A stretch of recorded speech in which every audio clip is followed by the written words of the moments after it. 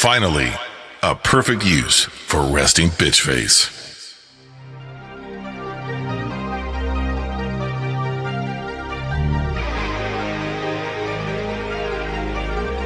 My name is Jason. I'm the last manager of the last video store in the universe. And when I'm not managing the video store here in sunny tropical Akron, Ohio, I'm trying to survive a civil war in the United States. Will fiction become fact? It seems like it very well might. I think that leads to some of the dissatisfaction with this film that I'm seeing online. Am I as dissatisfied as some of the muckety-muck, uppity-up film critics that you probably listen to? Another podcast sponsored by Bill Simmons. We'll see. We'll see. But before we get to that, you could get these instant reactions even more instantaneously and extended if you're a patron at all levels. Starting with our video club members over at patreon.com/bingemovies. Receive these in advance. Sometimes it's mere hours. Sometimes it's several days. Just depends on the schedule here. Depends on how many shifts I have to pick up from our lowly youth who are both lowly in morals, work ethic, and pay here at Binge Movies, the last video store in the universe. If you've never listened to an instant reaction before, I go to the movie theater and I then instantly react to it. It's not a perfect science, but a science nonetheless. Here I am thinking about this. Okay, no spoilers whatsoever. Spider-Man does not appear. I'm just going to say that right straight off the rip.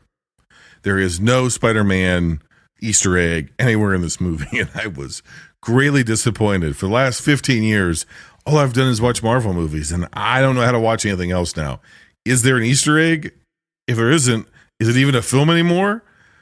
Is there something being referenced off camera that we all know? Wink, wink, nod, nod. But we can't quite say it because we maybe don't have the rights yet? No? Then it's not entertainment, folks. So this guy's made a movie and doesn't have any of those things that movies have to have now. Instead, it has characters and plot and something on its mind. Well, my tongue is firmly in my cheek. My reaction to this film is, well, let's start with what the film is about. So civil war is broken out within the United States. The United States has been divided up, more or less into 3 or 4 different territories. And they've essentially formed their own succession nations, and they are waging conflict against, they're not a unified successionist states. Some of them are, some of them aren't. But they're waging war against what's left of the United States and a president who has turned violent and autocratic against his own people, played by my dude from Parks and Rec. So,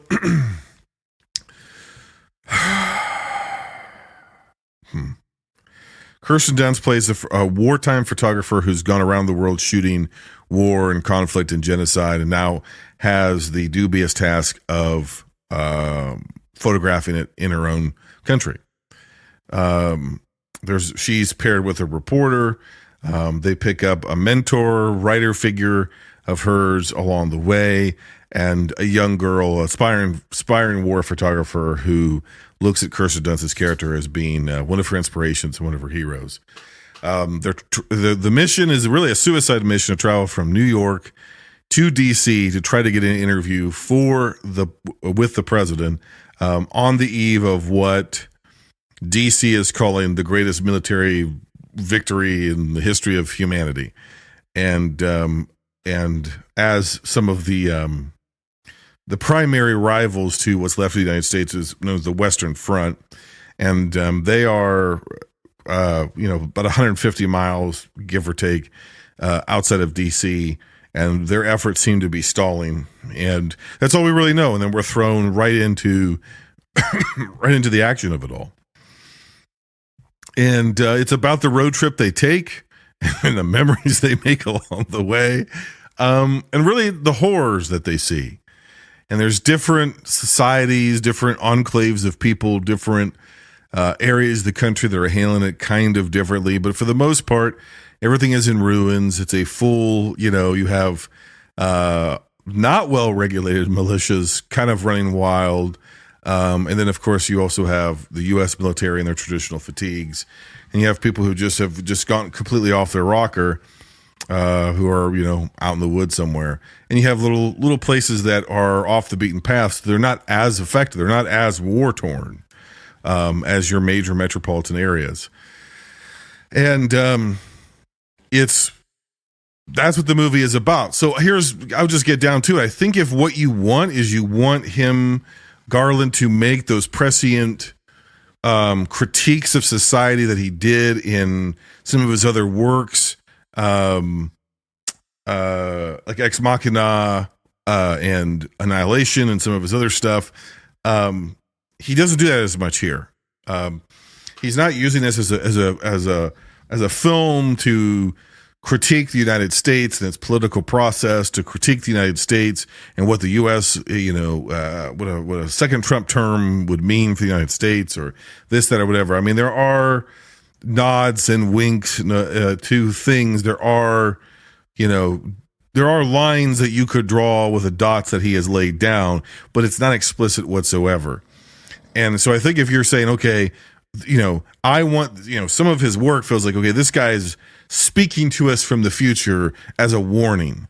And in essence, that is what the movie is. It is a warning that this is what civil war looks like. But what it really is, more so than that, is it is a recontextualization, right? So in the United States, at least for the last 50, 60 years, we have become accustomed to seeing horrific images of war-torn nations who are experiencing genocide, civil war, plain old war, religious wars, race wars, whatever it may be, on the nightly news, in our newspapers, back when we had newspapers, on Google, on Reddit, through Instagram, you're just flipping past these images one way or the other. And because they've always been a continent away and maybe even several oceans away, it has provided us with an arm's length view of the tragedies of the world.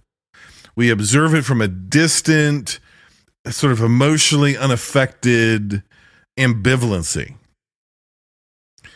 from a comfortability, right? That's historically been true of the United States in the last, after World War II, essentially, and even during World War II.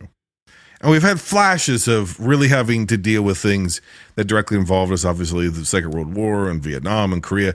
But there's always been conflict in the Middle East, for instance, and as it goes on today, or parts of the Balkan states in Europe as it goes on today. And so we've sort of been removed from it except for where it has served our own interest, either, as a people or as a political body. And so there's a distance between us and the reality of what we're seeing. There is a cold, compassionless disconnect. And sometimes all it takes is recontextualization. So you take these images that we've been used to seeing in places like Baghdad and Beirut and Palestine and Gaza, Israel and Ukraine and anywhere else where we've seen Afghanistan, Iraq, Iran, South Korea, any places where for the last 50, 60 years, Vietnam, where we've seen this kind of imagery of whole cities entirely devastated, economies collapse, inflation through the roof, people begging for water and milk and bread, just the bare basics to give their babies, people starving in the streets, smoke and soot and fire and ember and garbage and trash and unstable infrastructure and utilities collapsing and all of those things that we see and that people are experiencing right now as I speak. Recontextualize that in Pennsylvania, in Pittsburgh, in DC, in New York, in West Virginia. All those places are in my backyard, by the way, if you're not familiar with my geography.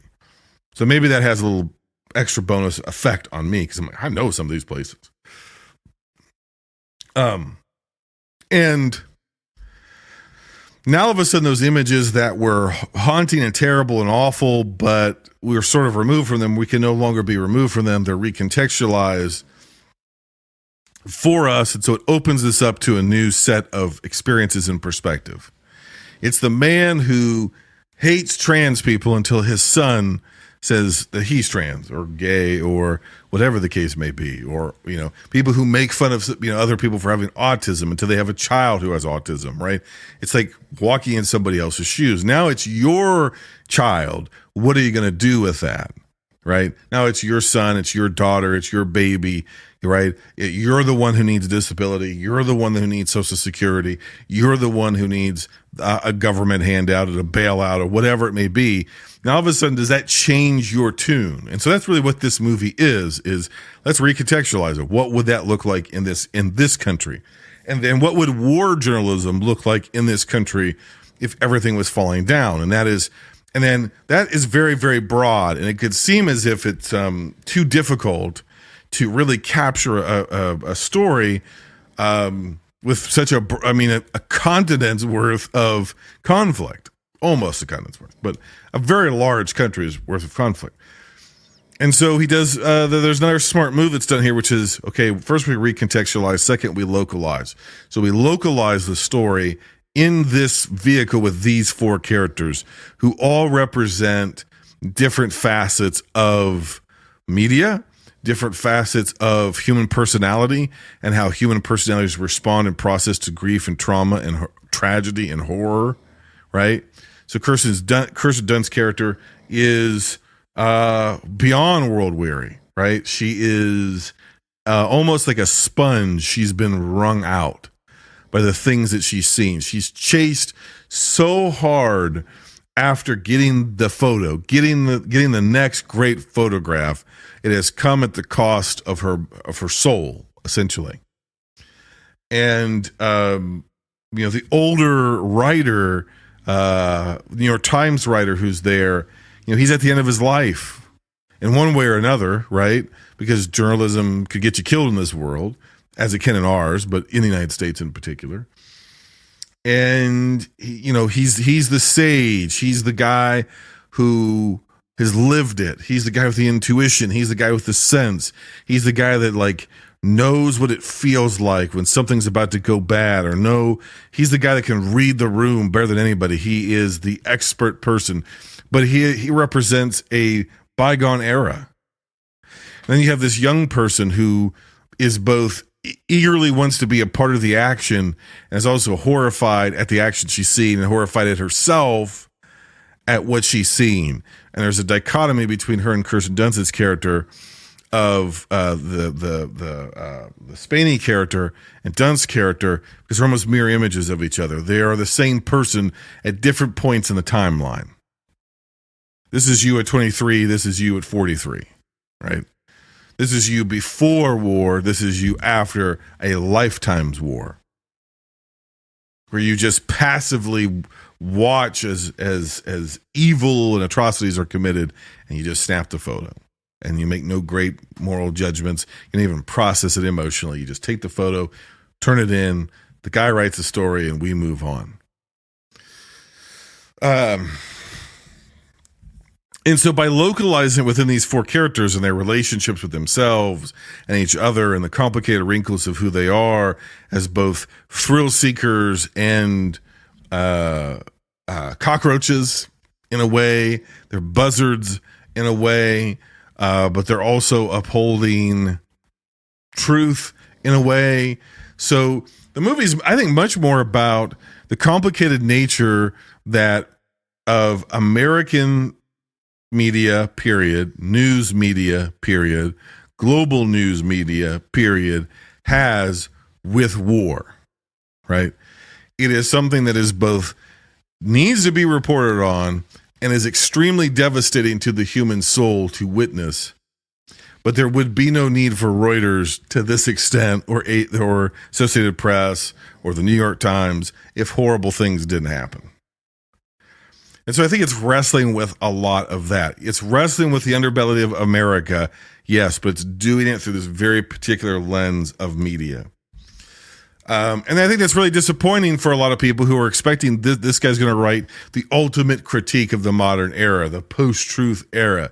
That's not what this movie is. This movie is set in a place and in a time where the Civil War's already happened. It doesn't fucking matter how you got there. It doesn't, like, that's the point. It doesn't really matter how you got there. The events aren't important. It's more of like, you know, bad 1950s sci-fi TV show shit where it's like, in a short time, this could be us. Da da da. You know what I mean? It's more a pocket of time. There's some thematic stuff I want to talk about, but I think it will take away from the film, so I'll put that into my extra category for the patrons. It's hard. This one's hard to grade because I think there's so much expectation piled upon it because of the creator, because of the director, and because of the cast. I think the cast does an excellent job. I think Kirsten Dunst is almost one note to the point where you're like, okay, lady, come on. And then just when it's beginning to be kind of really grating, which is part of the intent of her character, is for you to kind of like, you just kind of want to shake her, you know, and like, wake up. When she starts to hit other notes in her performance, it's really at just the perfect time. Spaney is, as the youngest person, it's just excellent. Excellent.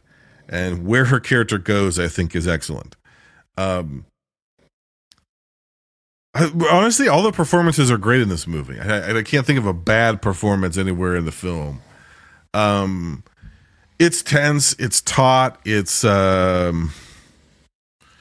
bloody, it's brutal, it's unrelenting, it's unmerciful, but also has sort of a weird dreamlike quality to it. There's a surrealism to it that I don't think always serves the movie's best interest. There's two scenes. Well, this happens a couple of times. He abuts a couple of scenes a couple of times where it's that harsh contrast between absolute silence and then bam, rapid fire and machine gun fire. It's like old Stanley Kubrick sort of stuff. It's partly what makes like Full Metal Jacket, some of his other movies, so effective. Scorsese does it a lot too. But you can, if you've seen a lot of movies, you can kind of feel it coming. You're like, okay, well, we've had dead silence for the last 90 seconds, so the next scene's going to start with something very, very, very loud. And there's a lot of lingering shots, and there's a lot of like, and some of the soundtrack choices and when they kick in, it doesn't always work for me. There is a disconnect in the film where not every scene really, especially through the second act, I would say, it just kind of gets a little sloppy is not the right word. It gets,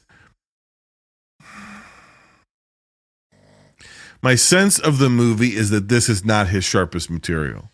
And I would imagine that it has to do with the scope of the film being bigger than anything he's ever done before, and the money amount being bigger than anything he's ever done before. And so even though it's a relatively small movie by blockbuster standards as far as scope and scale or whatever, and cost, it is, I think, the most expensive A24 movie ever made. It's the biggest movie Alex Garland's ever made. And so you can kind of feel almost like him drifting and focusing on getting that stuff right as opposed to some of these other more typical A24, lack of a better term, like liminal artsy fartsy scenes. I just don't think all of those play very well, or all of those are paced in the exact right spot in the movie. That's what I would say. It's not that what you're never looking at something going, why did they even film this? This is trash. It never goes that far. It just, there's certain scenes placed side by side that you just, I'm like, we need another beat or something in between here. But there's nowhere else to go. And I think that's part of the issue. The limitation of the film is because we're locked in with these four characters in their press vehicle. There's nowhere else to go. We can't like flip over to the White House. I mean, I guess we could, but that's not what the screenplay says. That's not the story they're trying to tell. So, for me, might be my least favorite of his films. I don't know if that's true. Still enjoyed it. On a Letterboxd scale of 5, accepting it for what it is, I'd probably give it a 3.5 out of 5. I don't think it's a game changer. I think the marketing for this movie has overhyped it to the point that you're going to go, that's it, right? Jaw-dropping, riveting. Garland makes the most searing portrait of American political landscapes and Birth of a Nation or something. It's like, that's not what this is. Don't make it that. So I have some more thoughts. We'll get to it on the spoiler section for all our patrons over on patreon.com/binge movies. If you are a patron, hold on. If you are not a patron, binge on.